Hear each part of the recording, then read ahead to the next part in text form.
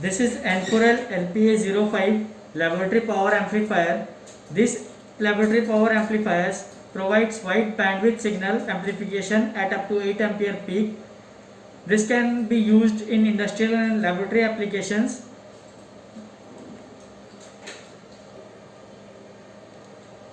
They combine DC accuracy with wide bandwidth to faithfully reproduce complex waveforms driving loads that may be capacitive, inductive or resistive. So coming to the front panel, this is the power on off switch. These are the power supply status. This is for positive power supply status and this is negative power supply status.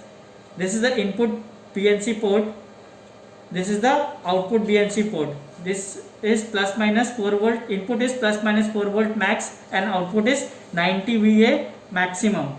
Both these input and output BNC ports are isolated from ground to prevent earth loops. Now next is this coupling switch. This is the selective coupling switch having three options. Upper one is AC plus DC. Next is middle one is again AC and this last one is AC with reduced DC. Now we have two bandwidth options here. One is low and next is high. So low bandwidth is at minus 3 dB at 85 kilohertz and wide at minus 3 dB at 1 megahertz. So output can be taken from this isolated BNC also, or we have ports here also. These are 4 mm output circuits, low and high. So both ways you can take the output and the gain is fixed at 10 times of the signal. A common application for the laboratory power amplifier is in situations where is a requirement for impedance measurement of a device under high bias voltage or high current bias conditions. So this is the rear side of the unit. So here you can find the parameters. So and this is the AC input, mains input, and this is the fuse. The nominal gain of the amplifier is 10 times of the signal. Now we have used the arbitrary waveform generator here. We have set frequency to 1 kilohertz, amplitude is 1 volt peak to peak, and we have given a DC offset of 500 millivolt. Now we have given this signal to the input of this power amplifier and output is connected to DSO. As soon as we turn on the output of this waveform generator, you can see a signal here. Now if we see the signal, so this is the ground. Now if we select DC here, you can see a signal moving upside. So this is 500 millivolt offset that we have given to the signal. Now if you go to AC, now you will see the signal has went down. Now this is the amplified signal. If you see the signal here, we have given 1 volt peak to peak. Now if you see the measure the signal here,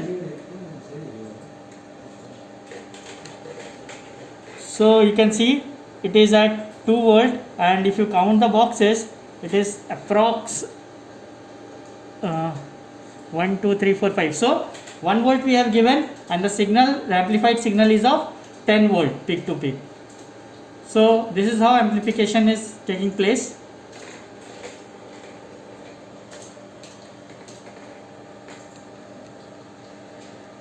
So the difference between all the three couplings are, first one you can see here AC plus, the DC is in bracket. So now what we are doing is, in this coupling, this will only amplify the AC signal and it will leave the DC as it is. So as we saw, we have given 1 volt amplitude, so it is, the signal output is 10 volt, and the DC offset that we have given of 500 millivolt, it is as it is 500 millivolt.